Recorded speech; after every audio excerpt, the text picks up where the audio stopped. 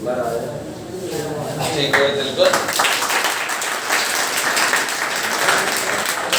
तो सभी साथियों को मैं बताना चाहूंगा कि आज हमारे बीच उपस्थित हुए हमारे प्रिय विद्यार्थी जिनका रेलवे में चयन हुआ है दिलखुश, और 2019 बैच से ये हमारे कोरोना के पहले के बैच में थे और 2 साल इनको अभी जॉब करते हुए भी हो गए।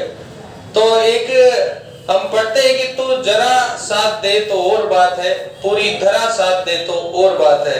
तो इसी के साथ ही सबसे बड़ी बात है कि इन्होंने अपने माता पिता का नाम रोशन किया है। ग्रामीण क्षेत्र से आते हैं, हमारे छबड़ा के पास एक एरिया है तुर्कीपाड़ा गांव, वहां से ये आते हैं और इनको लगा कि हम 12 से तैयारी करें, और 12 से इन्होंने जब तैयारी की, इनके बहुत सारे दोस्त थे, मित्र मंडली थे, जुड़ते गए, आते गए, चलता गया कारवां, और आज की तारीख में लगभग इनकी 30-40 दोस्तों की टीम है जो जॉब पर है। ज्यादातर इनमें से राजस्थान पुलिस में है, आर्मी में है, रेलवे में है, इसके अलावा टीचर के जॉब में भी इनमें से है। तो ये सारे बच्चों का संघर्ष ऐसा रहा, पर इनकी तैयारी ये अपनी तरीके से बताएंगे। मैं चाहूंगा दिलखुश आपको समझाए कुछ बातें। दिलखुश। मेरे प्रिय विद्यार्थियों, आपके और सबके आशीर्वाद से आज मेरे चयन होते हुए 2 वर्ष पूरे हो गए। मैं यहाँ पे पहली बार आया हूँ जॉब लगने के बाद। सर ने कितनी बार कॉल भी किया है, तब मेरा सर वहाँ पे जहाँ ज्वाइनिंग थी वो बंगाल में थी, उसके बाद में ट्रांसफ़र होकर जबलपुर आया, तो अभी मैं जबलपुर में कार्यरत हूँ। मैं यही कहना चाहूँगा, बस अच्छे से लगे रहो, ये हार नहीं मानना है, कैसे भी करके हार नहीं मानना है। मैं जब NTPC पहले एग्जाम मैंने NTPC दिया था, उसमें लगभग मैं 7.74 से रहा था, तो मैं इतना दुख हुआ था कि मतलब अब की बार अगली वैकेंसी है सेंट्रल लेवल की, उसको कुछ भी हो जाए। उसके बाद में सर के जो सर पढ़ाते हैं वो एडिट ही जाते हैं कॉपियों में। आप सेंट्रल लेवल के जो सर पढ़ाते हैं, ऐसे सर GK साइंस जो भी है, हमारे टाइम पे ये साइंस पढ़ाते थे, तो सर मतलब बीच बीच में जैसा कि आपका गुप्तकालीन या जो भी चल रहा है उसके बीच में सर करंट अफेयर्स का टॉपिक भी मतलब कोई सा भी क्वेश्चन जोड़ देंगे।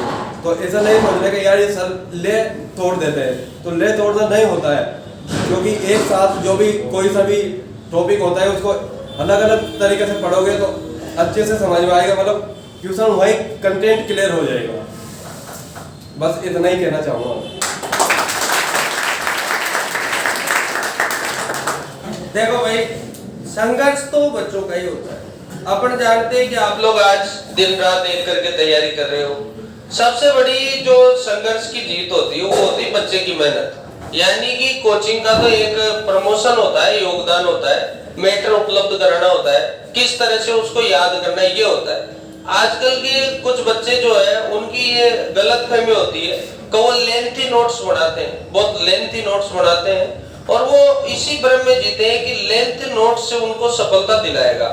लेकिन साथियों, नोट्स हमेशा शॉर्ट होना चाहिए, ऐसा मेरा मानना है। और सबकी अलग अलग सोच होती है, हम सबको तो नहीं समझा सकते, लेकिन हम इतना कह सकते हैं कि जो आज तक मैं पिछला मेरा करियर रहा है, 2013 से मेरी शुरुआत रही है और ये 2025 चल रहा है। लगातार संडे मंडे ट्यूसडे हर दिन हम क्लास में होते हैं। ऐसी कोई कोचिंग नहीं है जिसमें इतना संघर्ष रहता है कि रविवार के दिन भी अध्यापक यहाँ पे उपस्थित हो और बच्चों के साथ जुड़ने का प्रयास करें। ये अलग है कि बच्चे नहीं आए तो वो बात अलग है, हम हमारी तरफ से कोशिश करते हैं।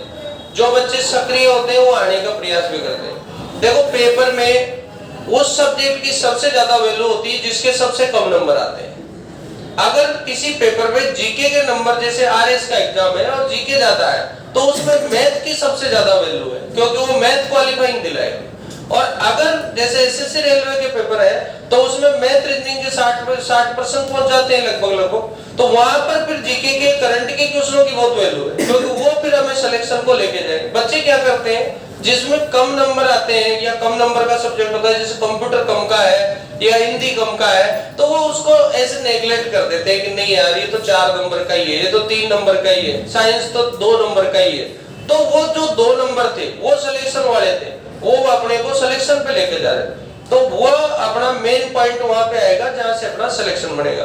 तो आज आपको खिलाई जाएगी मिठाई दिलखुश की ओर से, और इस सभा में भाग लेने के लिए सभी का धन्यवाद। ठीक है।